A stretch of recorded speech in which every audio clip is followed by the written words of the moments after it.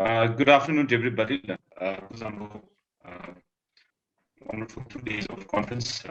Last five sessions ran us through some very interesting themes and issues and recommendations. Um, with this, we come to the last leg of the discussion, which is the roundtable discussion, and it's my pleasure to not really moderate, but start off this discussion. And I think the panel members, I will not waste time introducing the panel members, other than maybe perhaps just taking time to introduce a research partner from the University of Westminster, Dr. Nitasha Kaur. She's been an important partner in this effort in our effort for Center for Local Governance Research in developing this idea and also in realizing this idea. So thank you so much for being with us.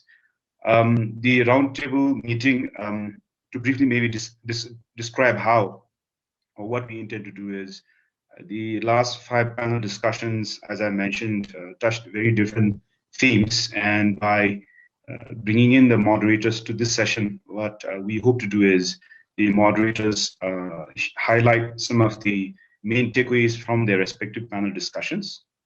And at the same time, perhaps share some of their own opinions or thinkings that would contribute in enriching the discussion as we reach the end of the conference.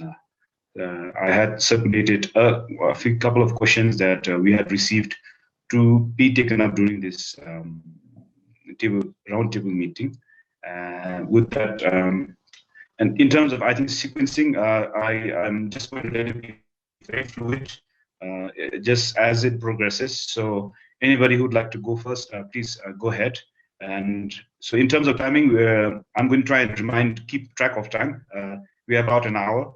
And since there are about 6 speakers, this is going to mean about 10 minutes each for every speaker.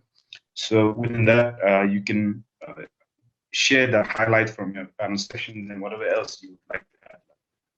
May I invite the first moderator to open the discussions? Okay. Thank you, Namge. Since I was the moderator for the first panel, we can just follow the sequence so that nobody feels like they're put on the spot. So I prepared 3 key takeaways from my panel and also from listening to the other panels. And I would not want to necessarily repeat or give a summary of what was said, but it's also like my general reflections and opinions. So I hope that's helpful. The first key takeaway, my panel was on economic vulnerability and climate change. And the first key takeaway is really that there is a very clear relationship between the economic health and future of our country, and not just our country, but for every country, I suppose, and adapting and mitigating to climate change. With that said, I still do tend to feel that climate change remains a very abstract and faraway concept for other people and also for all of us, perhaps. And this is evidenced by how many of our economic sectors currently have a lot to do in terms of bringing in a sustainability agenda. So every single sector or panel that we had. So we had panels on agriculture, tourism, hydroelectricity. These are all climate sensitive, but I think one of our panelists really asked the question, where is the sustainability in that? But it also means that we have a whole host of opportunities to do better. So one example would be the creation of green jobs.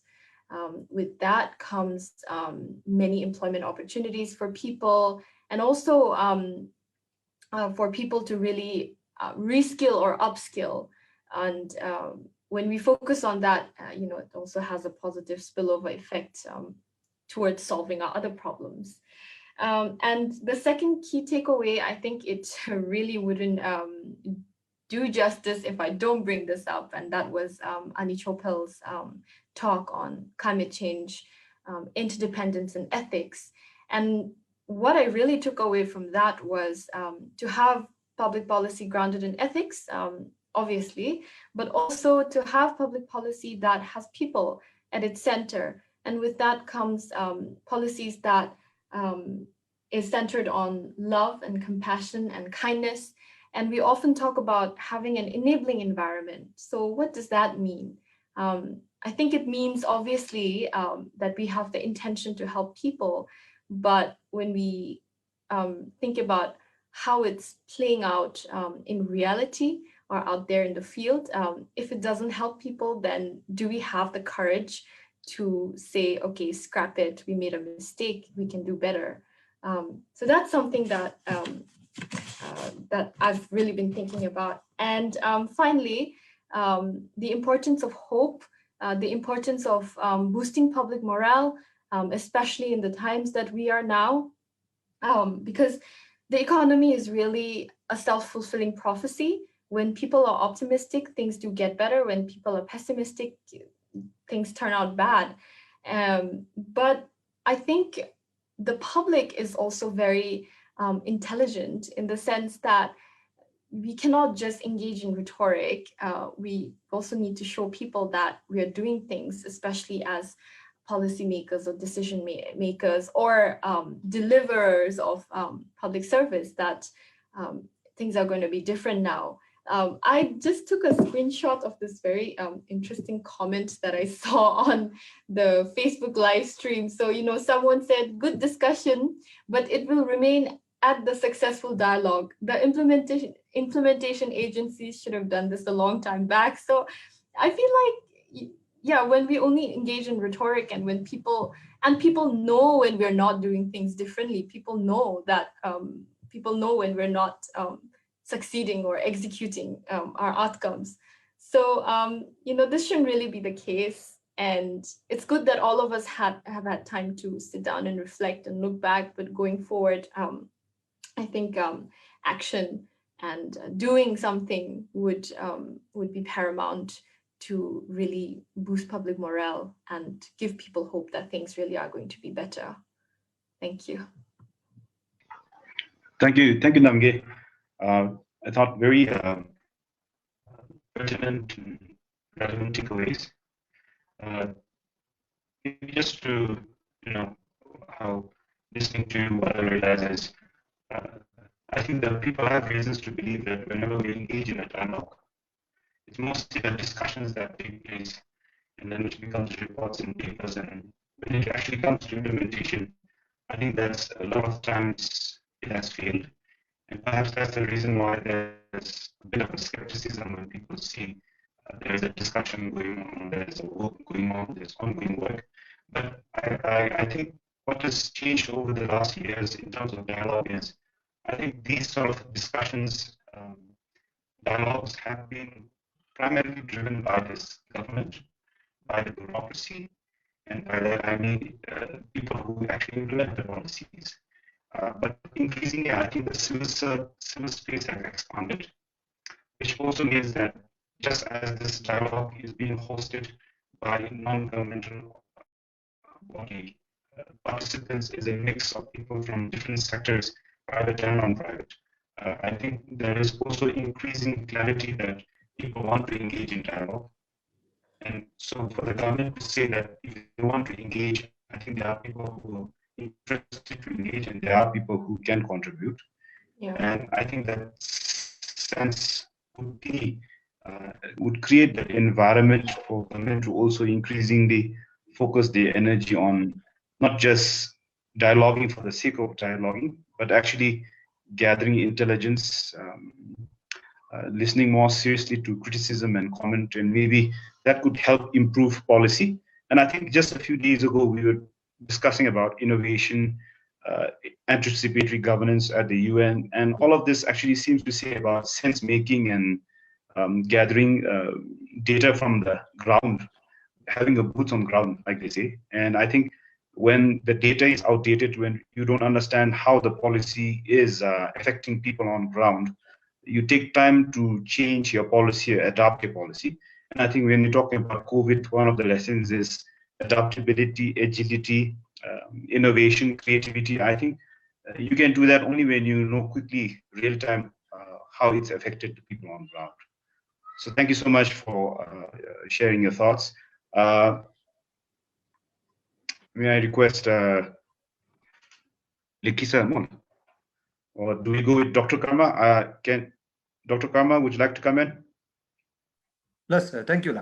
From my session of volunteerism and public health, basically two takeaway. Just something that we could take away as was one was on very clearly the theme itself. Volunteerism came very strongly yesterday in all three speakers, and in that my personal takeaway that I thought was that DSUPs played a pivotal role. In fact, when it comes to volunteerism, DSUPs were the backbone of this nation, this country at the time of COVID for last 9 months or so, and there were very special and personal stories which made the highlight of our session yesterday was that of Mrs. Devi Maya from from Samsi. I think that was a wonderful story. I think we have many more stories of this nature.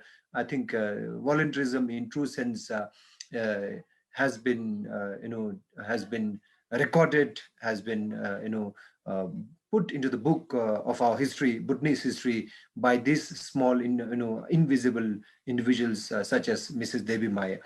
And the second part was public health. And again, when it came to delivery of public health and health services, I think given the COVID times again, there was a lot of urgency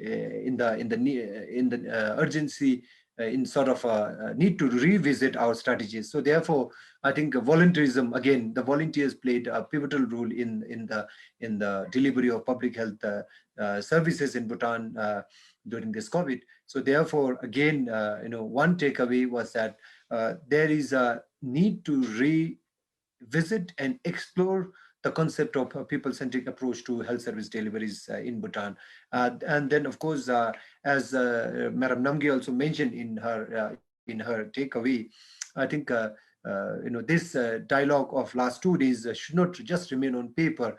If the Center for Local Governance and Research could look at having a policy brief or a policy document where each relevant agencies and ministries could be appraised and could be followed up. I think that is the way forward to so that this doesn't just remain on paper and sort of wow factor of the conference and that's it, right? So my humble submission is I think the Center for Local Governance and Research should take up to relevant agencies.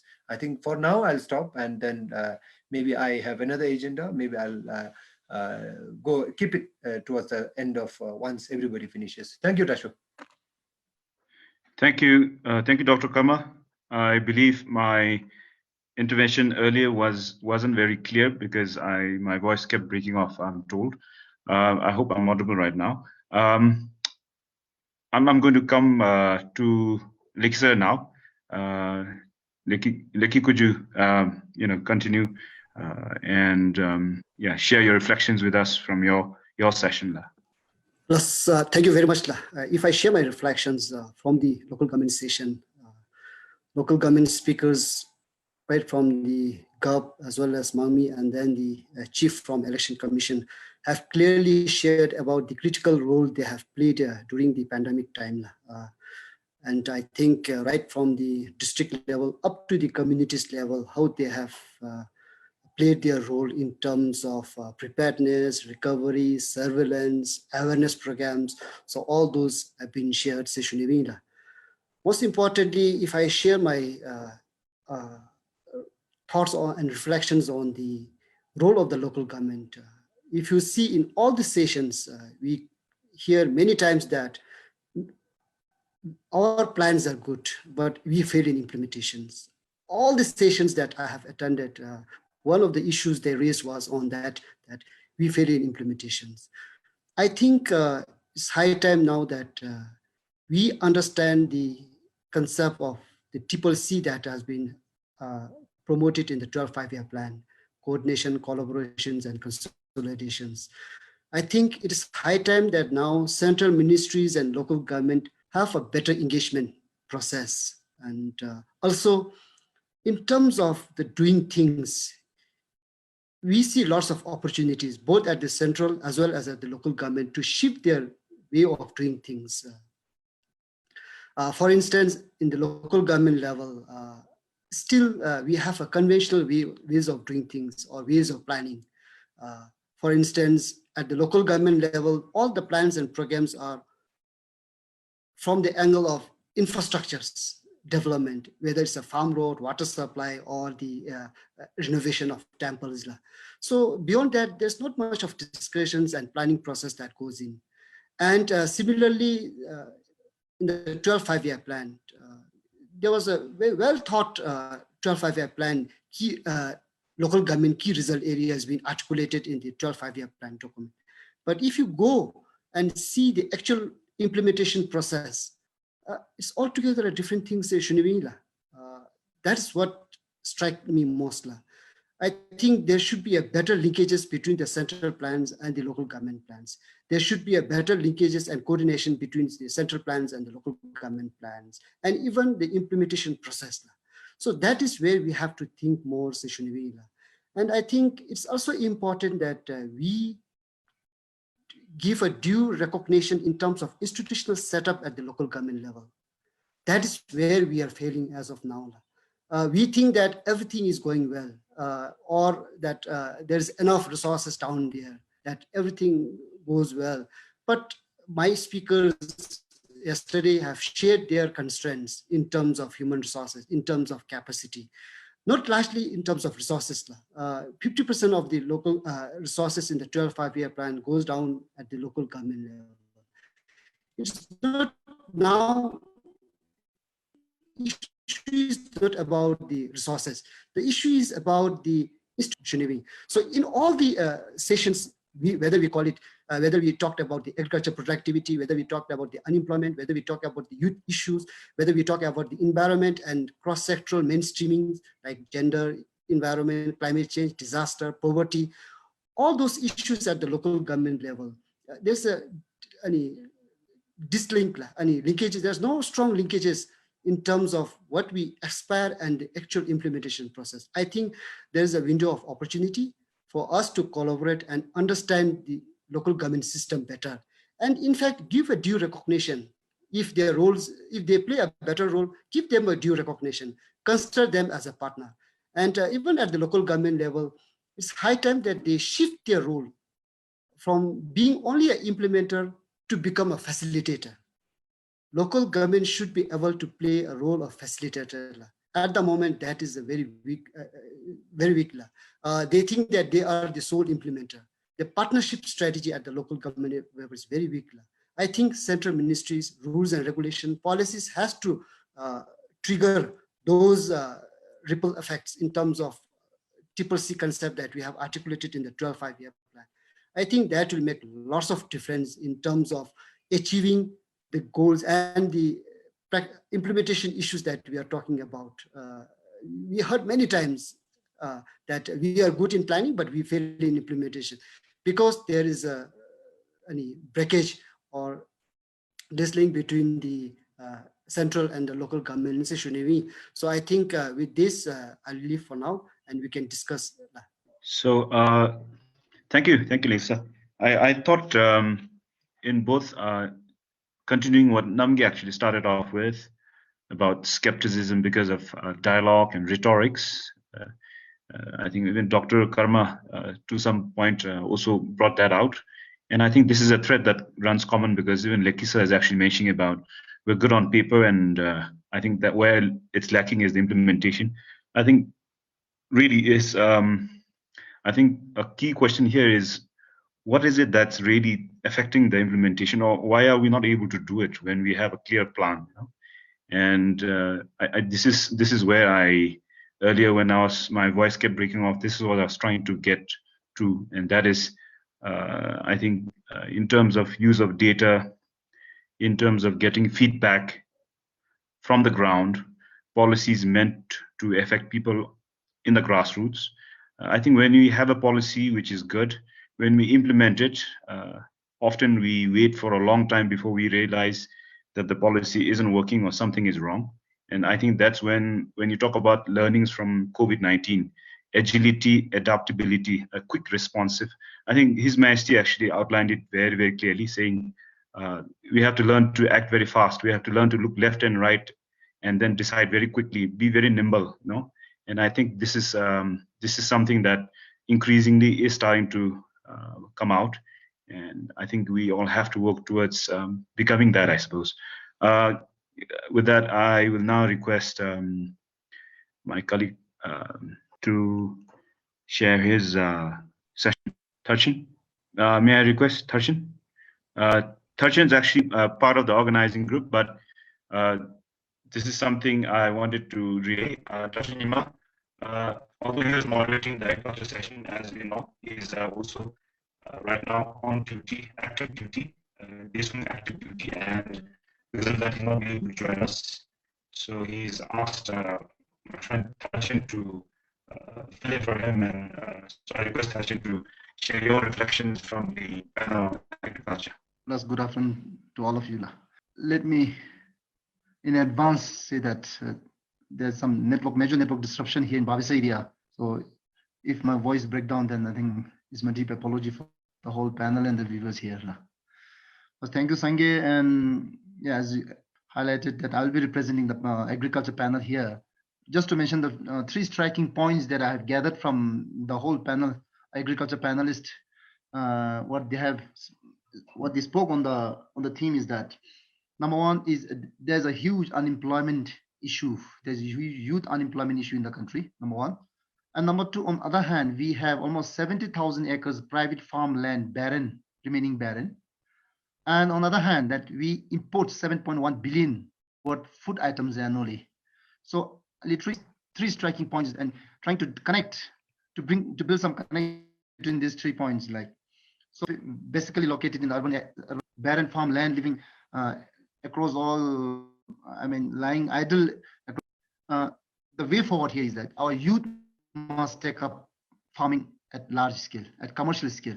So this is the only way forward that I could see at this present scenario. So any policy that we propose, any dialogue that we debate, should connecting these 3 dots: youth, huge unemployed youth, 7.1 billion food items that we import annually, and almost 70,000 acres of barren farmland that we have in the country at present. This is the present scenario. Now, being a part-time commercial farmer, so I just wanted to highlight some of the challenges that we foresee and that we experience, and that the youths are experiencing in connecting these 2 things. It doesn't mean that our youths are not taking interest in farming. No, the only option here for us, the way forward here for us, is to employ youth in agriculture sector. So when we employ youth in agriculture sector, there are so many challenges that we confront. Number one, I totally got lost when I talked with the ministry officials about the definition of commercial farming in the country. The moment they said that if you go for 5 acres plus, then you fall under commercial farming. Now the challenge here is, the moment you close, the moment the group of youth go to the village and go for commercial farming, the moment they close for 5 acres, then they qualify as a commercial. Then there's a requirement of licensing part. The moment they apply for licensing, then there is 3 requirements. Number one is administrative clearance from GEO, technical location clearance from Zongkhap, and technical clearance from ministry. So in a way, I'm going by step now. Let's assume a group of youth is going towards Tongsa or going towards Pemagas or Samru Zongkha with a concept of getting employed themselves to do with the commercial farming. The moment they go to village, they have to look for the huge acre of land. If they go for less than 1 acre or 2 acres, there's a called subsistence farming that may not qualify as a commercial farming by the if we go by the definition of the ministry. Now, the challenges here for the youth is about the proposal writing, about getting all these clearances, number one. And number two, the second challenge that I'm going to talk is about the financing part. Now, if you look at the RMA report, the annual RMA report says that the credit portfolio of all the financial institutions combines together says that the agriculture sector received only less than 5%. This itself says that our private sectors are not interested to invest in agriculture. Our youths are not getting access to financing in agriculture sector. Now, then I got the reason then why our youths are not investing, why the private sectors are not investing. Let's keep aside those rich private sectors from investing in agriculture sector. Let's focus on the youth now. Why our youth are not getting access to private financing now? I mean the financing in agriculture sector. Number one, we all know that all our land has a fragmented ownership now in the communities now. Forget about leasing of the government land, GRF land, which one of our panelists, Nimalama from Sarban, is talking about. Yes, that is the secondary part. Now, when we have over 70,000 acres of private farm land, there's no question of going after for private land. Go to the village and look for the private land, and we see the fragmented ownership, land ownership. The moment we go for commercial farming concept, the moment we go with the commercial farming concept to the community, we need to have minimum 5 acres, more than 5 acres. In that way, we need to engage, we need to tap in minimum, I mean, the 10 to 15 or 20 owners of the land. And most of these barren farm land belongs to the elite group in the community, elite family members in the community. Now, when the group of youth try to access the financing part from any financial institutions, any microfinancing institutions, they demand the original land certificate as the mortgage, the copy of original land certificate as a mortgage. That is where the land ownership will refuse to give you. They demand the original ID card copy of the land ownership. And we all know that in Bhutanese, this is our culture that nobody's going to surrender the copy of their laktam. Now, if you look at the community scenario, if you go down to the community, hardly he could find few people without any loans from any of the financial institutions. Even the poorest couple in the community will have 50 to 1 lakh loans in their name. The moment they get loans, then their original laktam land certificate has been mortgaged with the particular financial institutions. So in that way, our youth has no mortgage to produce when it comes to land. And about the interest rate now, let me talk about the interest rate now. Minister of Agriculture, if you go by the definition, they said the moment we go for more than 5 acres is a commercial, right? The minimum investment that we must target for commercial farming more than 5 acres is around 10 lakhs to 15 lakhs.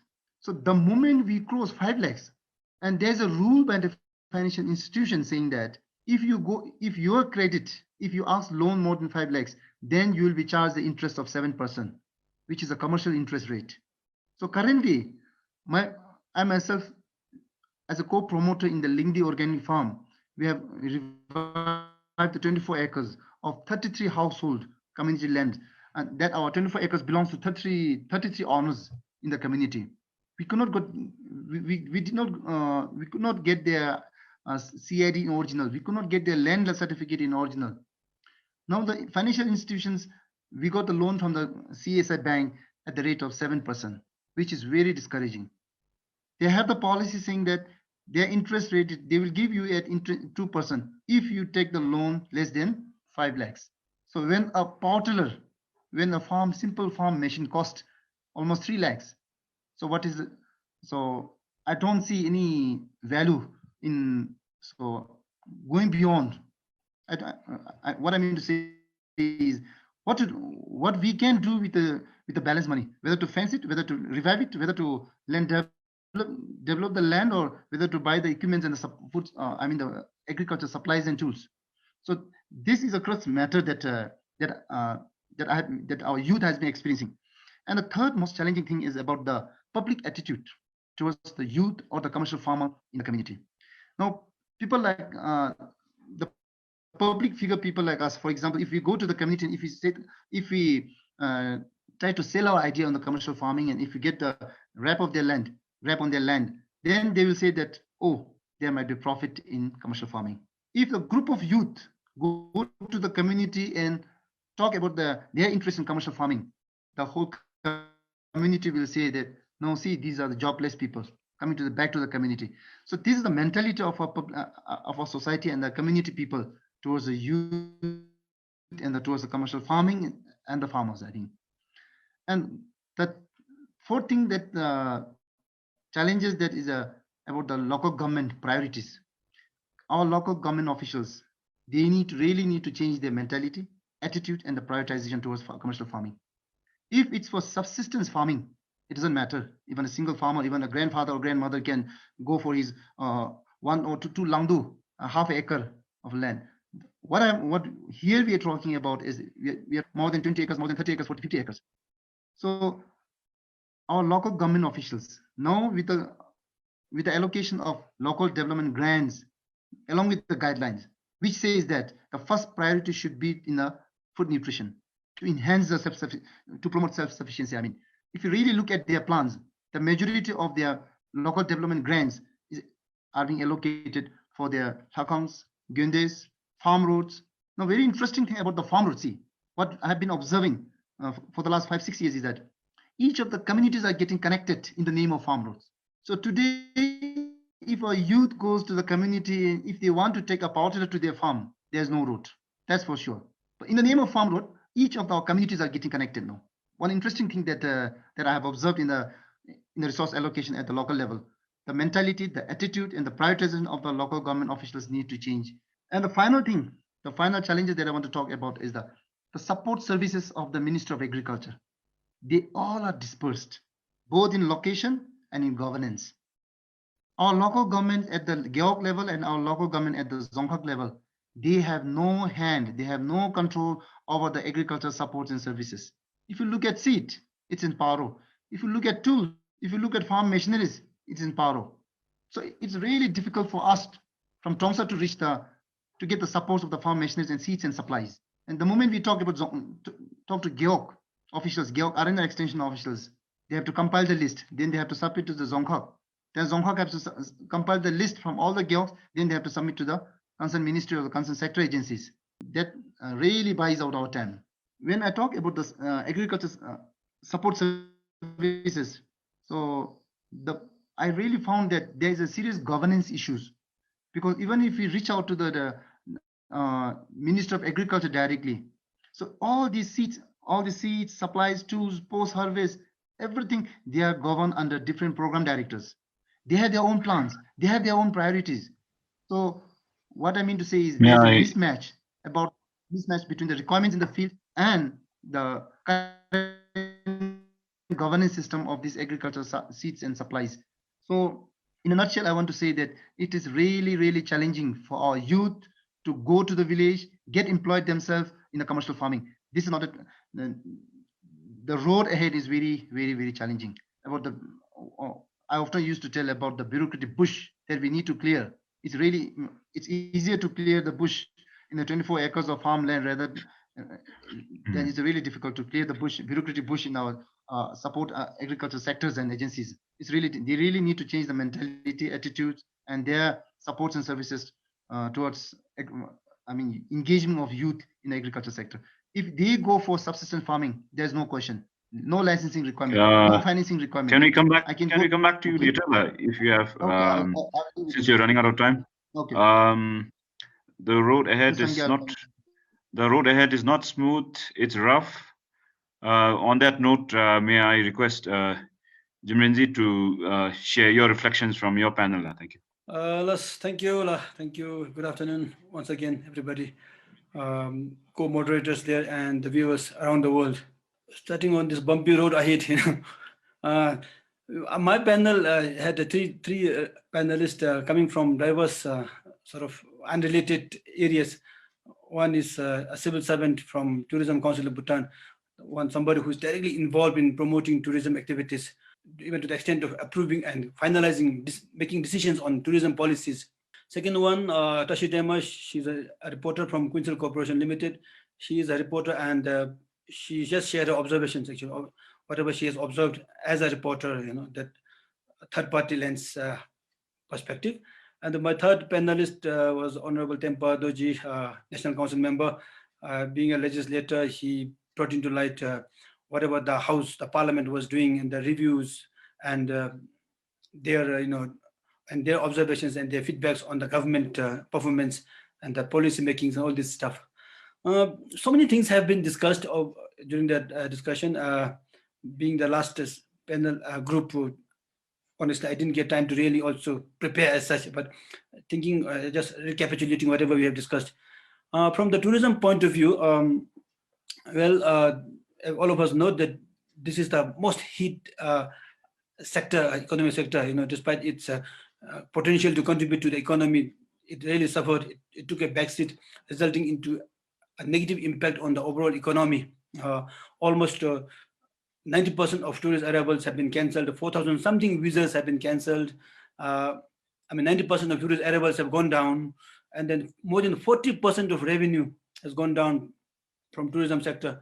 This has not only affected us badly in terms of revenue generation, but in terms of ripple effect employment. More than 50,000 Bhutanese are dependent on this sector for their livelihood.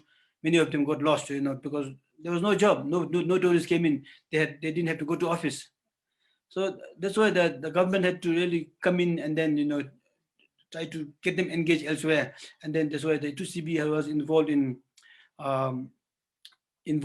pulling in the mandated non-tourism sectors rather to absorb, to help them, to help all these 50,000 plus Bhutanese to continue to survive their livelihood. In the process, we did discuss through a couple of out of the two presenters, panelists touched on this concept of all eggs in one basket. At the national level, there was a tendency, there was that expression I could understand. We are focusing too much on hydropower, too much on tourism, and even within the tourism sector, too much on specific areas. We pointed out on, as we all know, most popular tourist the subsectors within the tourism sector is cultural tour and trekking. Besides that, what are the others?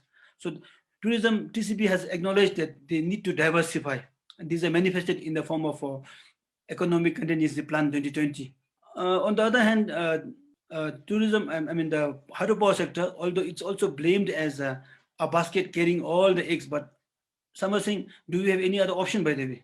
Of course, we know that climate change is there. It will hit us anytime. Our rivers are drying, but our glaciers are drying, and then the lakes are retreating. But at the same time, we see our Timpuchu running down there like that, wasting. So why don't we capitalize on this? And they're saying that hydropower is one sector. No matter how much you blame it as putting all the eggs in one basket, at the end of the day, this is the only economic sector which gives us consistent source of income. Whether there is no COVID or COVID, once we have the hydropower installed, we have this source of income. Second panelist, Tashi, touched on shortage of labor here in Bhutan. As of June 2020, our government had done some research, and then they have come out with, they noticed that our economy has been depending on 35,500 something foreign workers. Because of this COVID and the closure of border movement, many of them had to go back. And then we only had just half of 35,000. If you are talking about availability of Bhutanese youth who have these skills. So in a way, we have to replace 14,000 something we don't have. That's why this debate is now become a priority for us. So Tashi said, as an reporter, I'm sure she had observed this through the months, and then she said, on top of us, our youth not having skills, on top of us having not inadequate numbers, our policy, our rules and regulations, our systems also do not really facilitate us to work, to work wherever we can.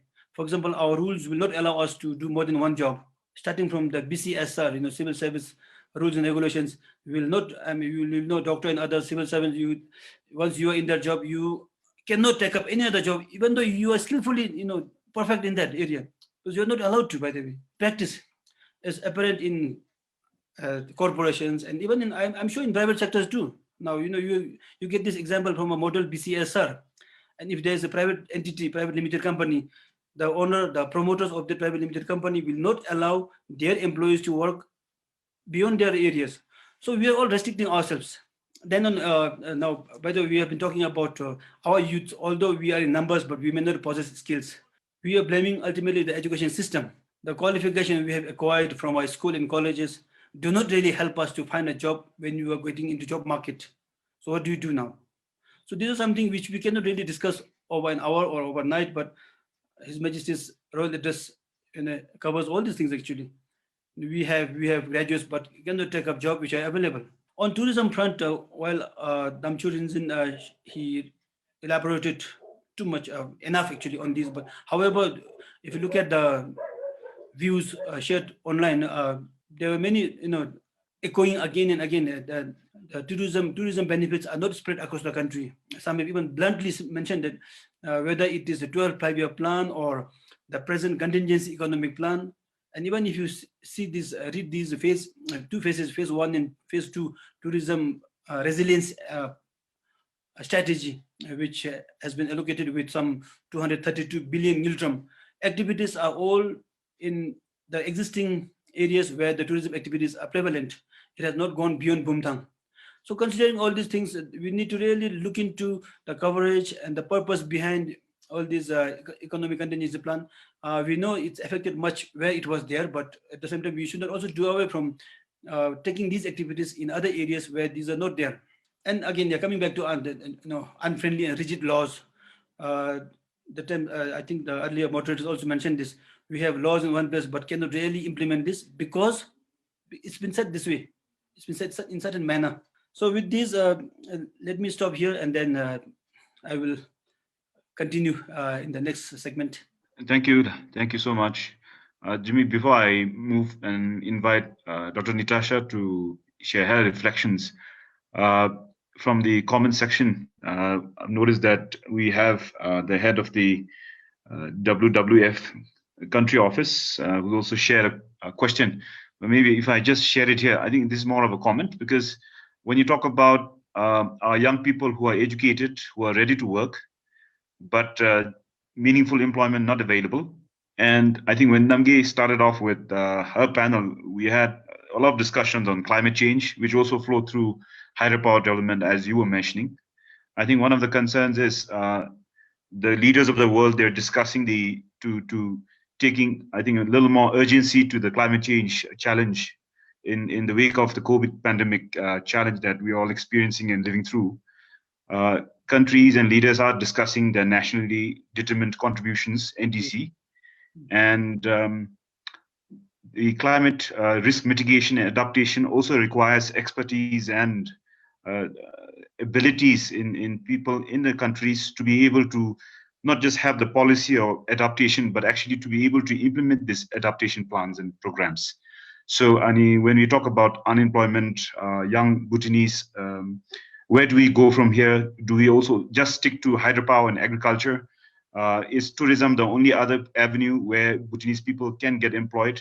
But I think more generally speaking, if we are going to go be part of the international community, make commitments, and especially so because we are a champion in terms of environment conservation and biodiversity, I think it is important that we reflect on these. And as we talk about educational reforms, we take these into stride too.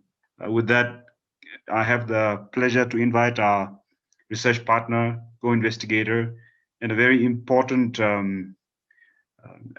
inspiration behind this whole idea, Dr. Natasha Kol. You have the forum. Thank you, Sangi. So my job here is slightly. Can you see me and hear me? Yeah. We can. Okay, great. So what? In contrast to what you all have been, doing as part of this session, which is to bring together the insights from your sessions, your respective sessions, what I see my task here is doing is to provide an overview and a rationale. So, so Sange and CLG is already aware that I will take a bit longer than the 10 minutes allocated originally. Yeah, I think we were originally budgeted for 15, but because I think that, yeah, Sange, is that fine? Yes, Okay. yes. It's already budgeted, yeah. Yeah, okay. So I'm addressing you. I'm addressing the people who are watching this on Facebook, but I'm also going to keep in my mind that these remarks might be seen by somebody a bit later, right? Because they are going to be archived. So I want this to be something that brings together some of the things that we have been talking about. And in fact, I want to group my remarks in a reverse sort of an order. So when, you know, as an academic, when I write an application for resources on a topic, we do, you know, why this topic? Why us? Why should we be doing this? And now I want to do the reverse side of this. And I want to kind of convey some of those things to you. So I want to the first grouping of my remarks would be what is the overview of what I'm saying? And the overview of what I'm saying, my very first thing that I have to very deeply, gratefully acknowledge is the time and effort of all of the panelists, all of the attendees, people who asked questions, who were engaged, the role of the moderators. It is a great privilege to actually be in a context where people are so deeply engaged with policy and governance issues. As you might know, in most places, these issues have now become so distant from everyday people's lives that these are not the things that people talk about when they talk about politics or economy in the public sphere.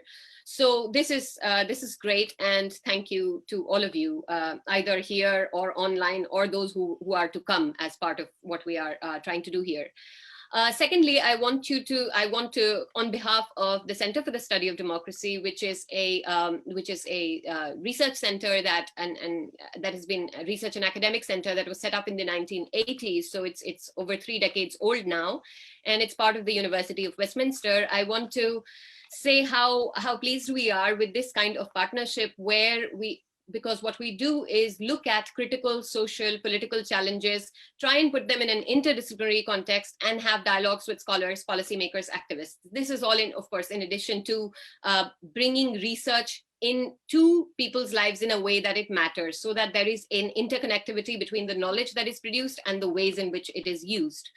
So, my gratitude. This.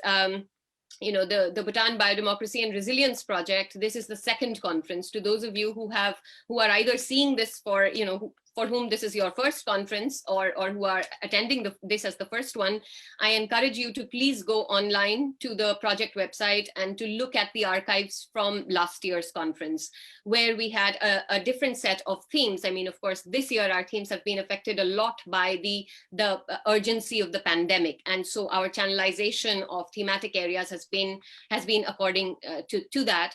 But in last year's conference too, we had a whole range of interdisciplinary areas, and some of the CLG people, Jigme Rinzin, Tharchen, and of course Sange Khandu, we were all part of that. So I would encourage you to please go and look at those archives. The project report from last year, which looks like this, it's very pretty. It's very aesthetically done, and I would like you, especially if you're a young person, if you're thinking about these sorts of things, please try and go and explore what are the sorts of deliberations that are currently forming a part of people's thought. I also want to say that in all of the sessions, both last year and this year and in the years to come, we are trying our level best in every way to have as diverse a set of participants as possible.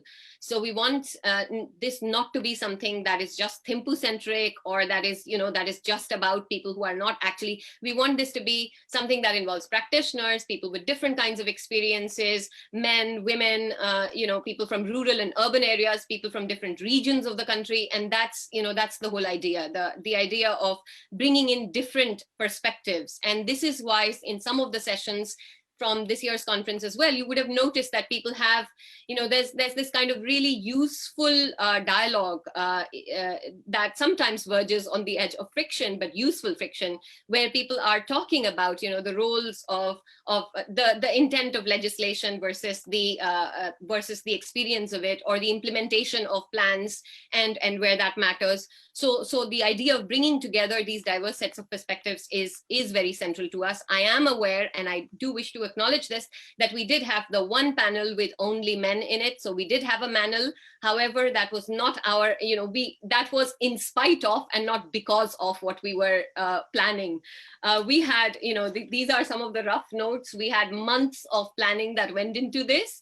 And we did intend to have a female farmer as part of that session, because in many parts of the world, there's this kind of automatic assumption, not in Bhutan, of course, but in many places, that people associate certain roles with certain identities, and that's obviously not the case. So that was something that we are aware of. We are also aware of the intersectionality, that that if people's experiences matter, we are trying to make sense of that. So that's sort of like the first part of what I want to say. The second part of thematically of what I want to say is, why me? Many of you wondering, who haven't, I know many people in Bhutan, but some of you may not know me and would think, well, why is this Chilip sitting in London talking about biodemocracy, or what does she know about Bhutan? So I want to kind of have a kind of a little paragraph here that I want to put in, which explains to you why me. So 23 years of my life, I have been an academic, and 16 of those I have known Bhutan. First, from 2006 onwards, when I first was there, and this was around the time that the transition to democracy was about to happen. The elections were to come, those elections, and those specific elections, and that witnessing that was a key part of me getting engaged with this context, and I want to actually take a moment just to thank all of the people, the wise people who are Bhutanese, who work in and on Bhutan over these years, whose thoughts and engagements I have learned from. In various, across all walks of life. So I'm deeply grateful for that, and I want to acknowledge that that many there's around the world. I have experience of multiple countries, but I think I can confidently say that I have not come across any other context where issues of policy, of deliberation, of actually trying to make the effort to do things better are done as seriously. The amount of misgovernance that is globally on display, against that, Bhutan is a tremendously useful contrast that I wish everyone would learn from, and that's often what I'm also telling the world outside. So while my sort of spiritual engagement with Bhutan, as somebody who was named Tashi before she ever knew of Bhutan, may be inexplicable, my intellectual engagement with Bhutan is very much something I can explain. So the genesis of this idea of biodemocracy, which is something that every year we have this conference, people ask, why is it biodemocracy? What does biodemocracy mean? And I did mention this last year, but just to emphasize again, the idea here is to talk about the political and the ecological and the interlinkages of those two. Because what affects people's lives is how consent is created, how people give consensus to either policies that may lead to good or bad outcomes. So the political and the ecological, especially for a small country, which is trying to do its level best, a rare, as I'm always emphasizing to people outside, a rare carbon negative country, a country that's a rarity for Asian states in being a welfare state that's actually functioning for the people. Within that context and within the high altitude kind of fragile environment, Bhutan's trying to do its best. And I think that the politics and the ecology, the interlinkages of those two are really important. So also when I first came to Bhutan, that was around the time my first book called Imagining Economics Otherwise, which was based on my PhD in economics and philosophy, came out. And what I was arguing was the link between value and values. And this is something that every time that I hear us us, everyone speak, this gets driven more to the foreground for me, that what we value is essentially very closely linked to what are the values that we want to emphasize, what are the values that we want to sort of carry and emphasize. And this is the case, for things that we reward, right? For things that are seen as part of the economy, which we pay for, as opposed to the stuff that goes unpaid. But it's also relevant when we think about things like preferences for farming, right? In a lot of the discussions today and yesterday, there was this idea of why do people think certain professions are where they want to go and certain professions aren't where they want to go. That has to do with the question of norms and values, and therefore the valuation that people therefore place on pursuing those paths. So that's another way in which I think this is important. I think and then from 2011 to 20, so after the first elections and some subsequent work, I was in fact, some of the best things have happened to me in when I've been in Bhutan. I was in Bhutan speaking at the UNDP conference when my novel was shortlisted for an award. It's like Bhutan's just like this brilliant place, and I know you think that a lot of starry-eyed people who are not born Bhutanese say that, but believe you me, I am aware of the challenges too, and that's why I want to get to 2018, because when I came back to Bhutan in 2018 after a gap of several years, what was interesting to me is the transformations that had taken place. Of course, the political, in the political sphere, of course, after the consolidations of democracy, but in terms of development, the changes that had taken place. So I just want to sort of read a couple of lines from this thing that I published in 2008. It's called Power to the People. It's about the elections that were held then. Right. So in that, I'm telling the world, like, these are these elections, there's this amazing transition that's happened. Nowhere else do people have these mock elections. There's so much effort on setting up these constitutional bodies, on trying to do these things. And towards the end, based on what I had at the time observed, I write, people have high expectations of this new system, but what are the sorts of challenges? And I say local matters will be important. For instance, distance between settlements and the nearest roadhead, affecting how quickly agricultural produce can be brought to markets, maintenance of water channels, lakangs and mule tracks, increased rural electrification and crop insurance. In urban areas, the challenges are greater, with the absence of the kind of rural farming family setup, but also unemployment, rural-urban migration, the dust pollution from increasing construction, getting volunteers to help put out forest fires. And then further on in the next paragraph, policies that need to, government policies in the future may focus on reducing dependence by diversifying the economy, curbing corruption, especially in construction, lowering unemployment amongst urban youth, generating revenue by developing private sector enterprises, promoting commerce in those Bhutanese goods and services where there is a niche market, using resources wisely, for example, hydropower. So I think that, Ani Chopal-Pamo yesterday in her brilliant presentation mentioned that when a person's going to get water, right, and then they're enlightened, they're still going to get water. You don't see the fact that they're enlightened. So essentially, the things that we have to do remain the same. It's just the way the challenges remain the same. The idea is, what sorts of transformations do we make over time to address those challenges differently?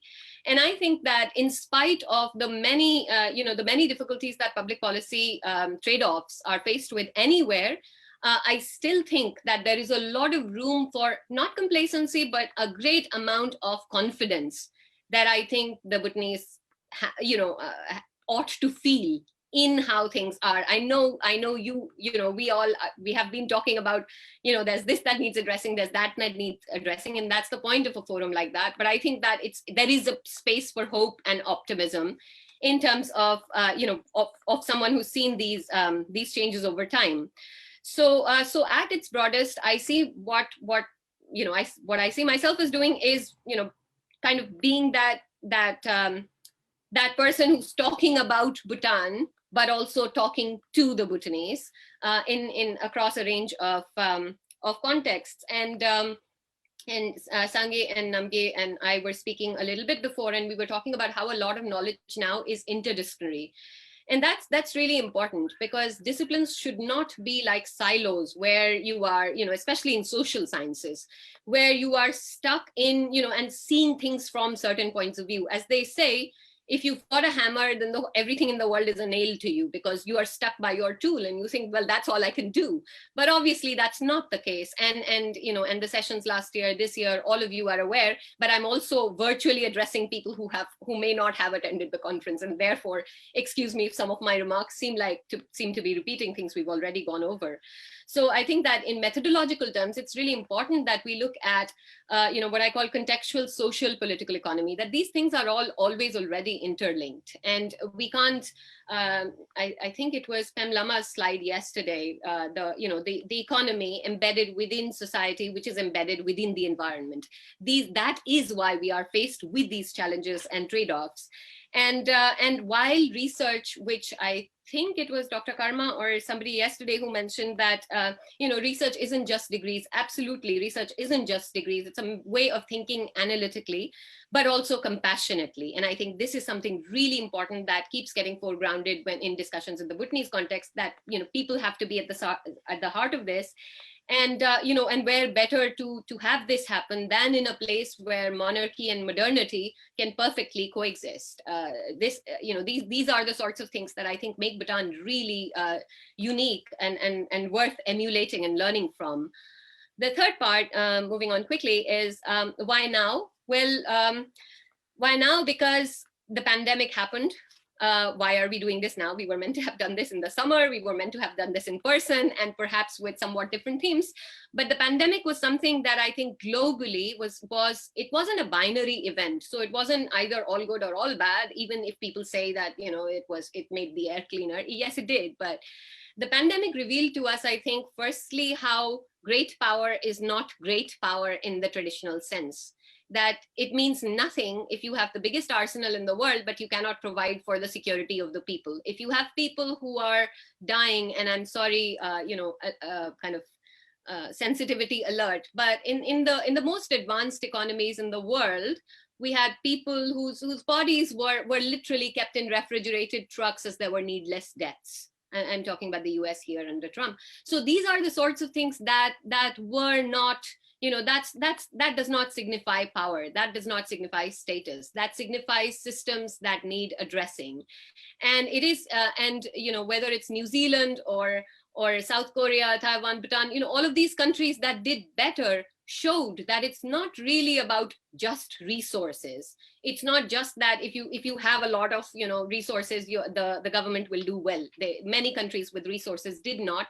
And I'm right now sitting in London, and and where COVID has been complicated by Brexit. So I think I don't even want to go into what we are facing and how much the experience of Bhutan is valuable of the simplest of things, like extending quarantine, like taking border control seriously, like taking volunteerism seriously. All of these things are important things that the rest of the world, many countries around the world, can learn from, where instead of enlightened public policy and deliberation, what we saw was pandemic profiteering.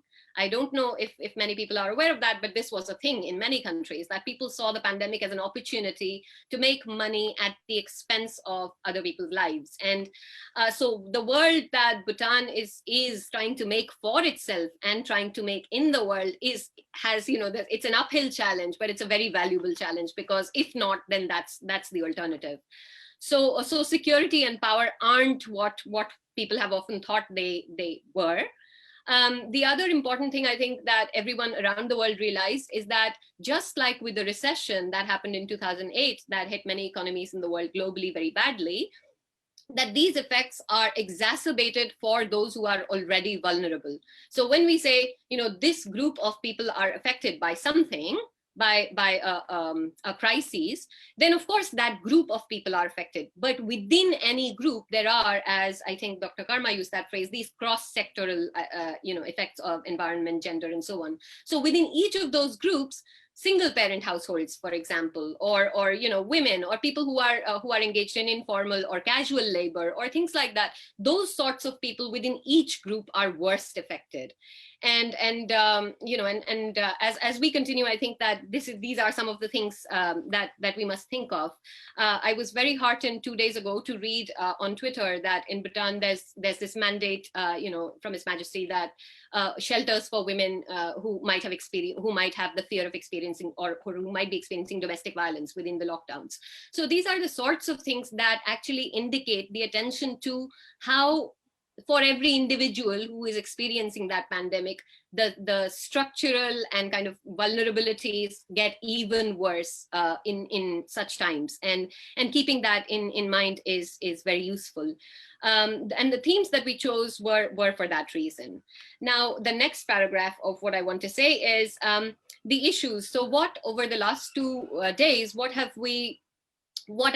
some of the really interesting things I heard?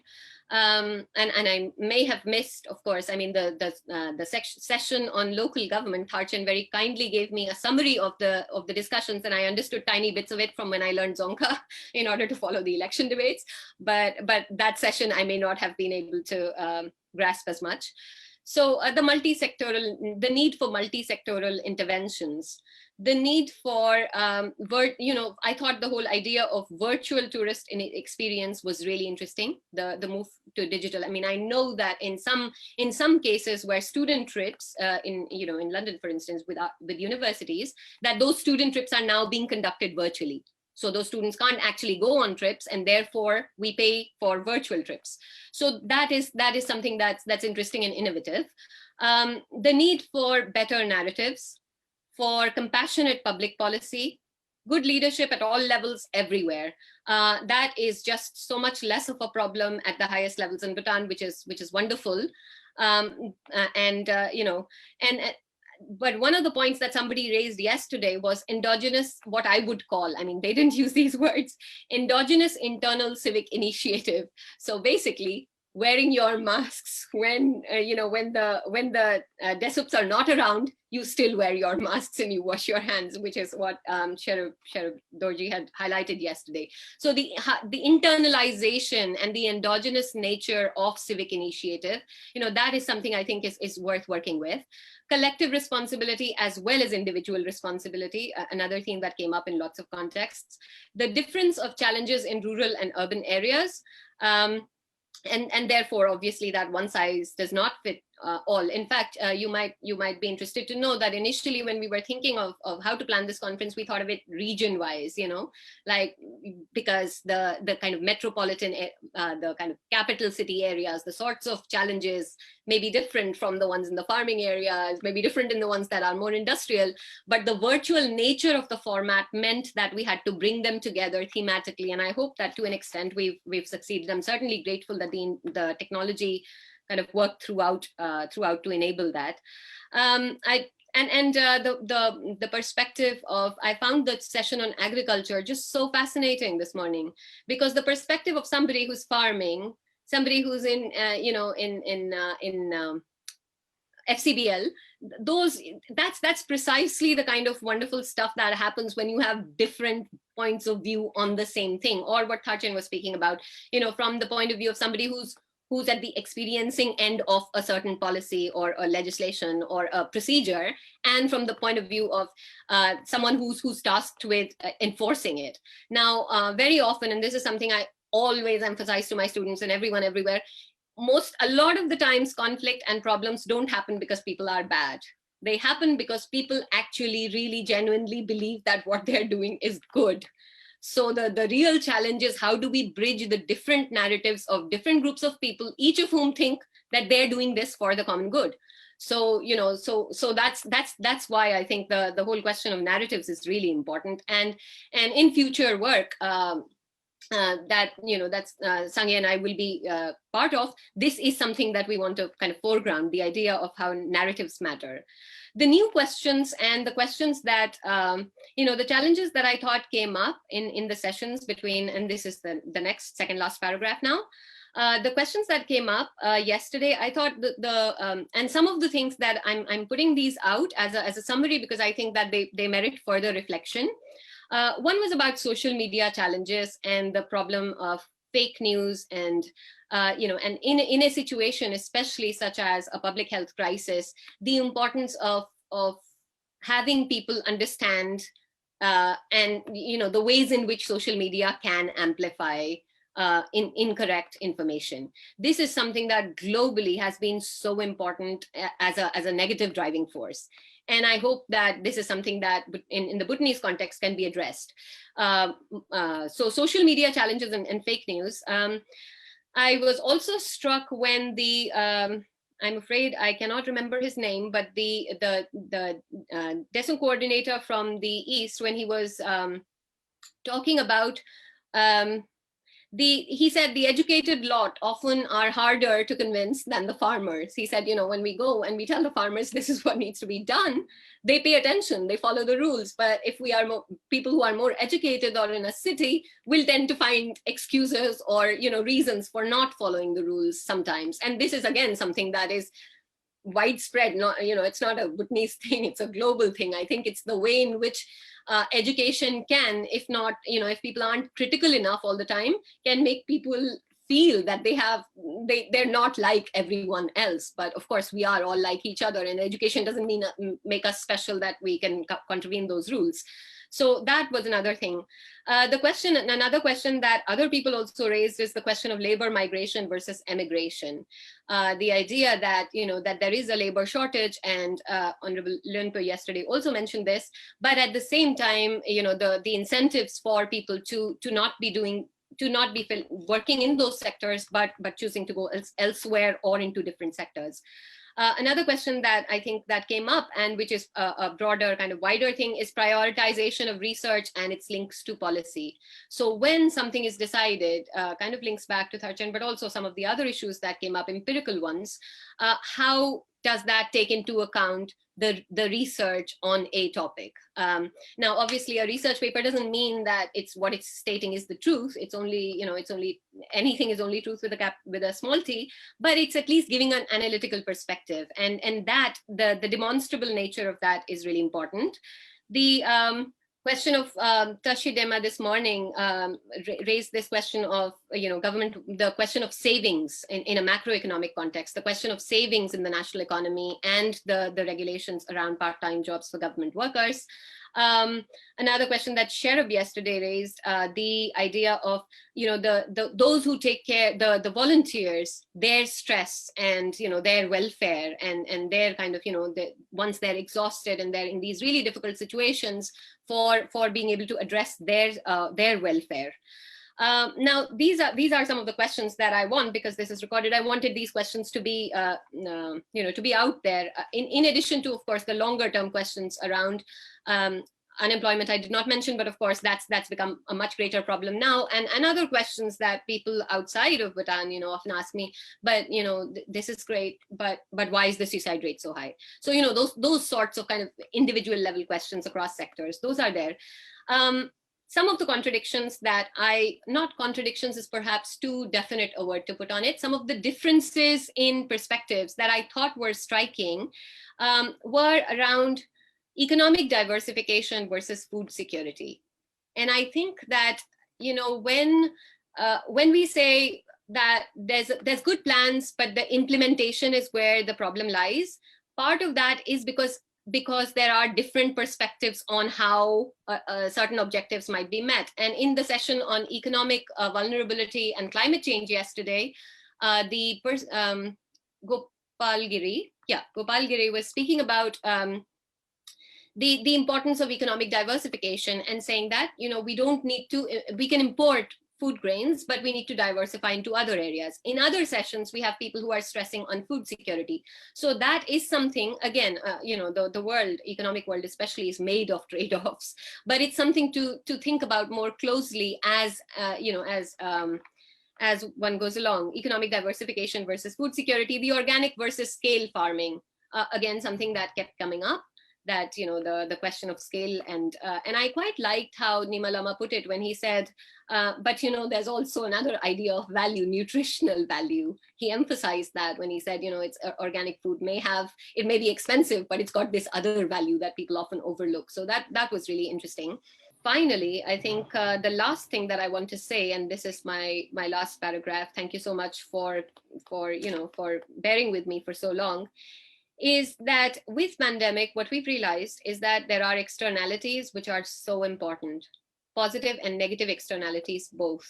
So if I get vaccinated and that means that my neighbor is saved from getting something, that is a positive externality.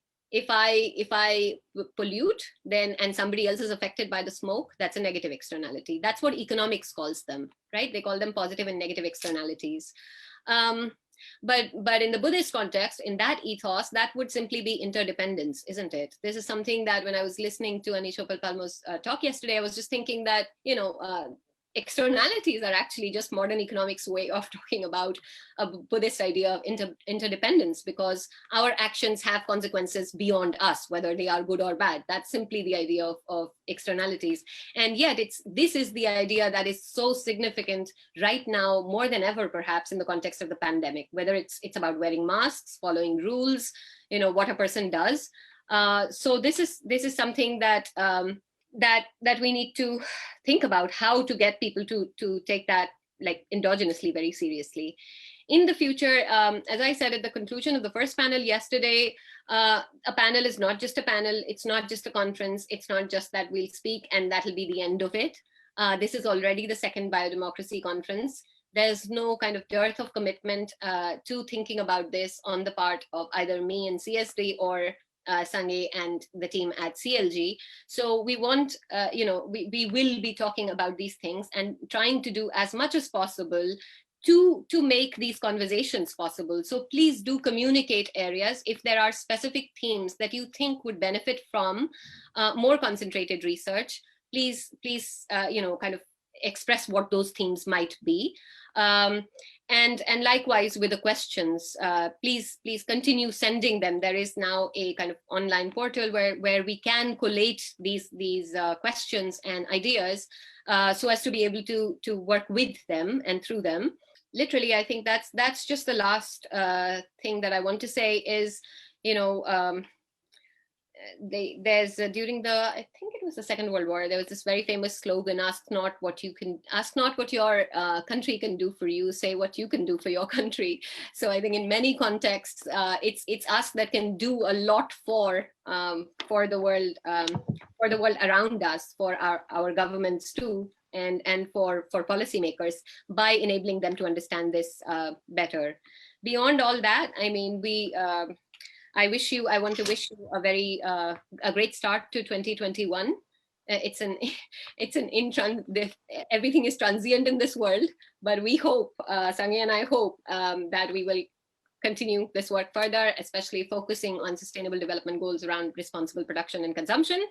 All of this was meant to have happened much sooner. He was actually in London when this whole thing happened, like the pandemic unfolded and all our plans had to be recalibrated. And this whole year has just been a struggle through that. But I'm deeply grateful to CLG, to Sangye especially, to Tharchin, to all of you, panelists, moderators, everyone. Please keep it going, and please keep on being the kinds of Bhutanese people that you are, because the world needs you. Thank you. Thank you so much, Natasha. I think you've made it very easy for me to close the discussion, because you've summed up the last 2 days so aptly, and you've captured the entire essence of the discussion there.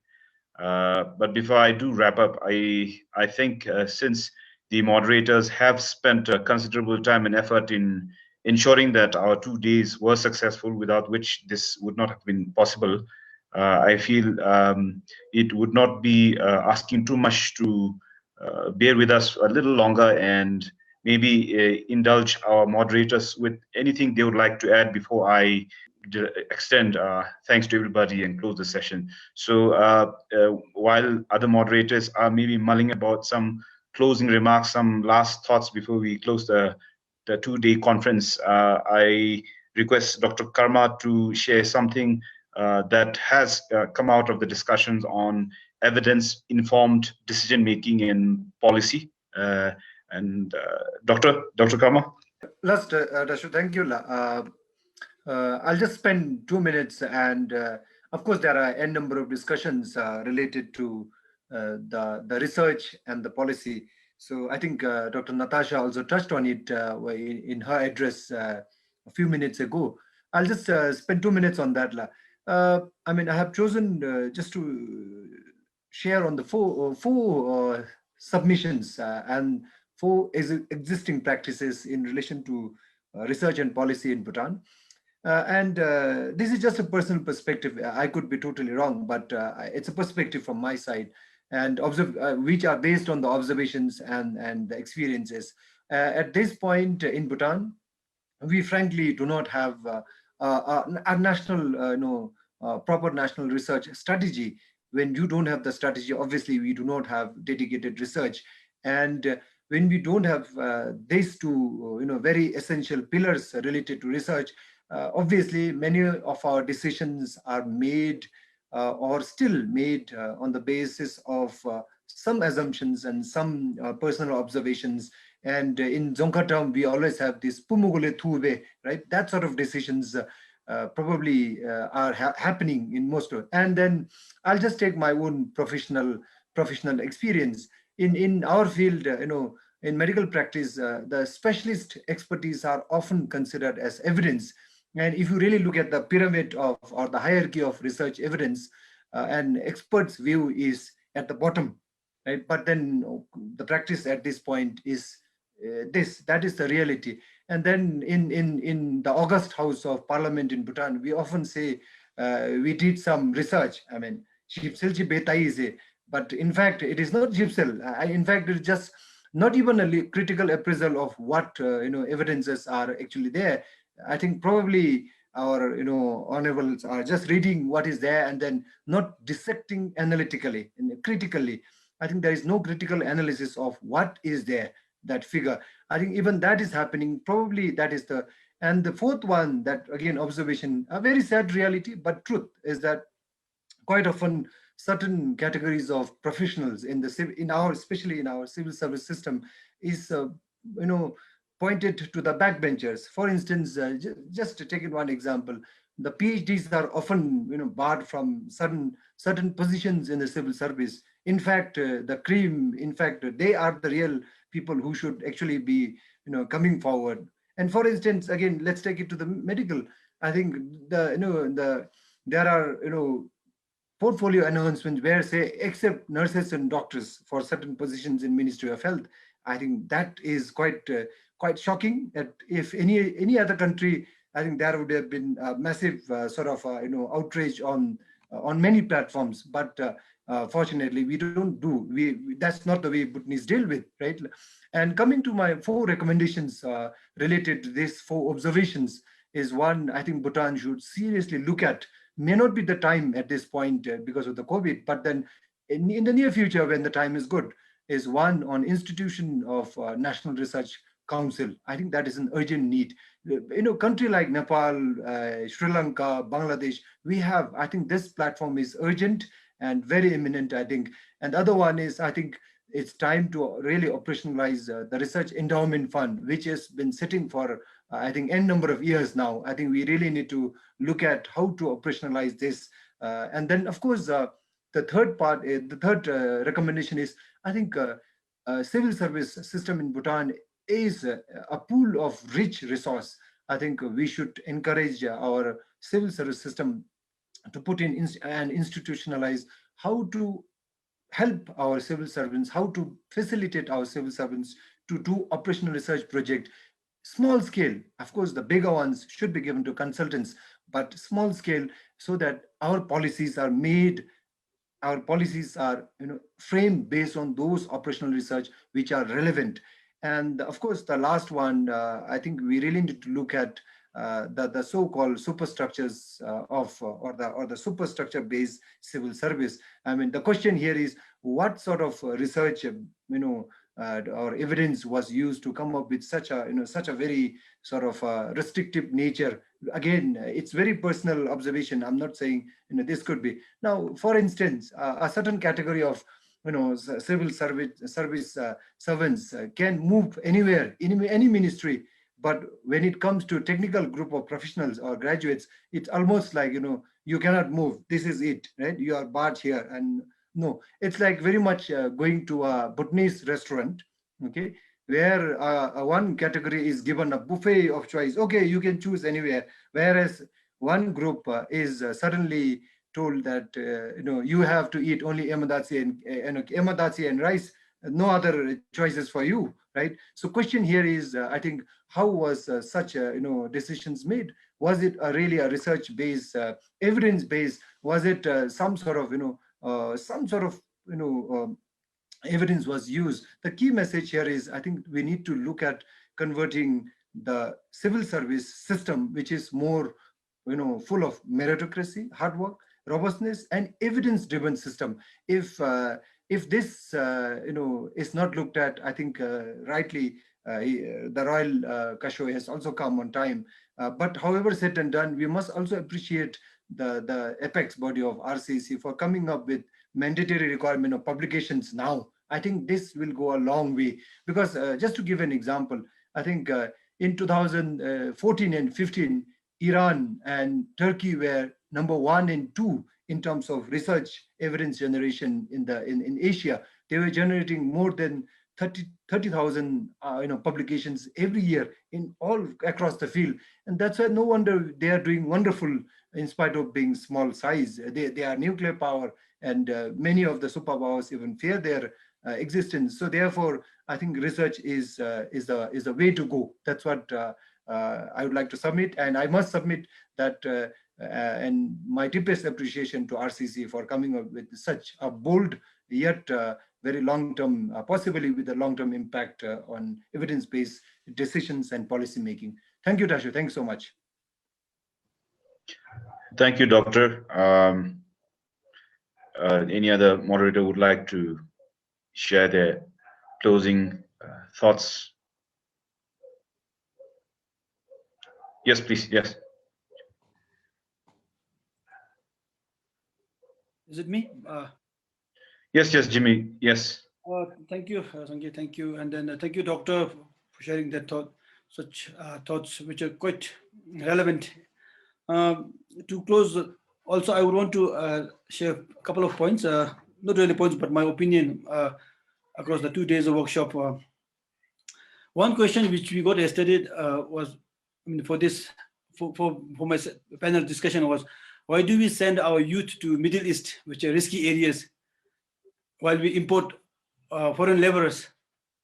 We couldn't tackle that question at that time, so I thought I can just touch upon briefly. I think starting from this, we need to have confidence in ourselves. I keep saying we are able people. We can do if we are interested to. I think the system and then the policy system, the entire atmosphere, environment do not really make us feel comfortable that we can do these things. We are sort of treated as we cannot do and only others can do. For instance, besides my association with CLG, with Sanjay and Tharchin, I run a private auditing firm. I'm an accountant. I studied in London 20 plus years back. I remember when Doctor was saying you are in central London. This year from 2020 onwards, actually, because of COVID-19.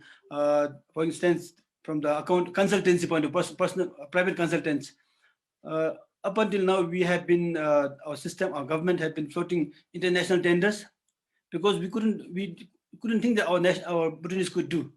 But this year what we saw was because of these restrictions, we couldn't really bring in the foreign experts, be in consulting or auditing or accounting related jobs. Then we jumped in. We are able to do the job now. So what I want to say is, starting from the biggest, the highest pinnacle of the structure, from PMO to the LG level, if you can have trust and confidence within ourselves to our youth, we'll not send our youth to Middle East, but we'll train them here. It's not that they don't have carpentry skill, but they're not shown the way. I would tend to think that way. So drawing this to the civil service reforms. Dr. I think Karma mentioned, our civil service rules are very restrictive. Even the PhDs do not find a place there, although they're the ones we should look up to. And then you also said that our parliamentarians may not be doing enough research. Could be true also, So these are some areas we need to really think loud within ourselves, except where we might have floated. And so that's how I personally would support Dr. Karma. And then to end my submission, please have faith in us. We'll believe. Let's believe in ourselves. We will do. And then, of course, we want support from the policymakers, the lawmaking bodies, and the machineries to make us all active. Thank you. Thank you, Jimmy. Lekki and Namge, would you like to share anything? Yes, Lekki. Okay, thank you. Just to supplement a few points. First thing, when we talk about the coordination issues, I think one of the issues is about territorial protection. I think every sectoral have their own territorial protections. I think that should be removed, and we should be working more collaboratively. And in terms of achieving the objectives, I think we are doing the same thing in Mewala. If you go down to the local government level, I think it's important to connect the dots, not to do in isolations. Any sectoral reforms or any policy reforms that we initiate has to be connected together. I think that will really help Shunimila. Thank you. Thank you. Thank you, Lekki. Namge, do you want to share anything? Okay, sure. I'd like to end on a more optimistic note. So yes, we are at a time of crisis, but many times, and there are many examples where this has exactly been a very good opportunity to radically change things. So I'd like to believe that for whatever we're trying to change, now is the time. Also, I think that people are much more to new ideas and solutions. So we always complain of, okay, we just want to preserve the status quo, or we talk a lot, but we don't implement. But I think that if we take this really seriously and go forth with it, people will be very receptive to new ideas and new paradigms. So I would like to wish all of us luck in the respective sectors that we go back to, and also to the many people who are joining us virtually. They can all go back to their respective workplaces and the kind of services they deliver, and really think about what they can do differently. And I wish us all resilience. I really like that word. So thank you. Thank you, Namge. Tachen, do you want to share anything? Okay. Let's Tachen. I finally want to conclude. We need to have a serious follow.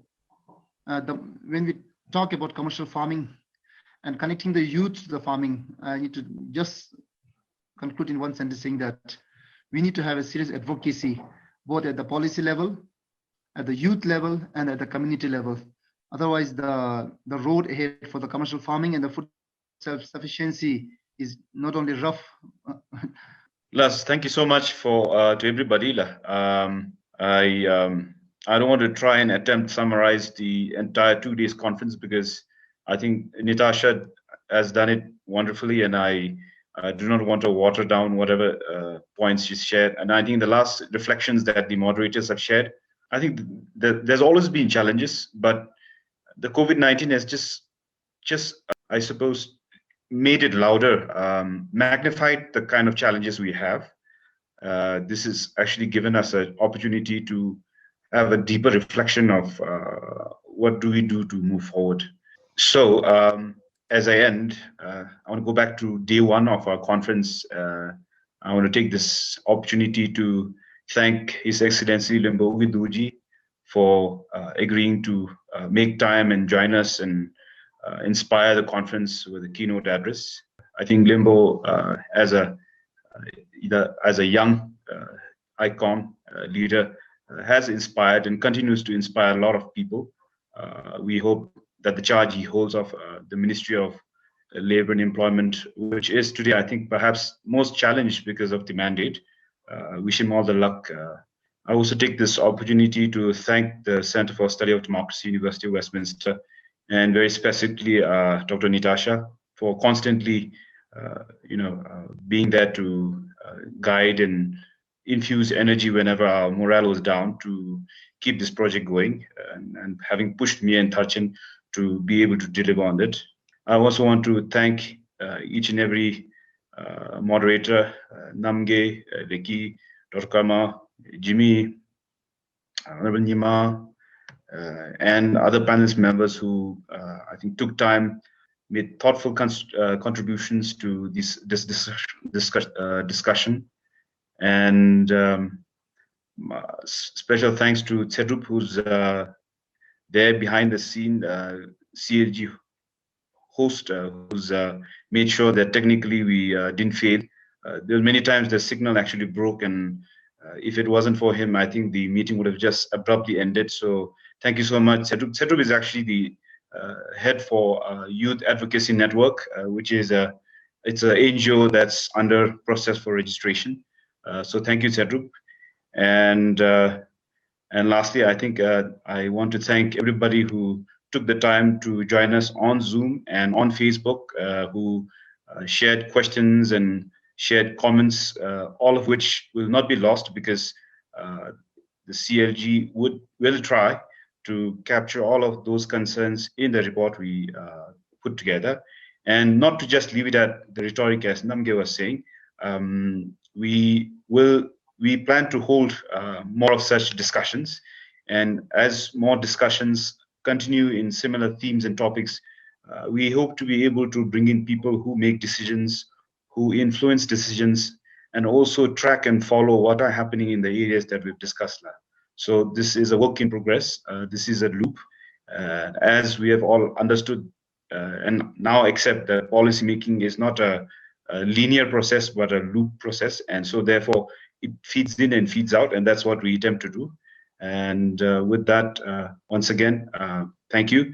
And I think before I really just close the meeting, I think I just want to say that this is a very difficult time all over the world, but for Bhutan, specifically the last 2 days, I think because of the latest infections, community infections we've traced, this is a especially difficult time. And I think the motive for holding this conference and going through with the plan was also to say that the COVID infection is there. It is a pandemic, but life must go on. There are other issues we must discuss, and yeah, we must carry on. That's what I say. So stay safe, take care, and yeah, whatever we can do to help the government control and manage the infection. Thank you so much.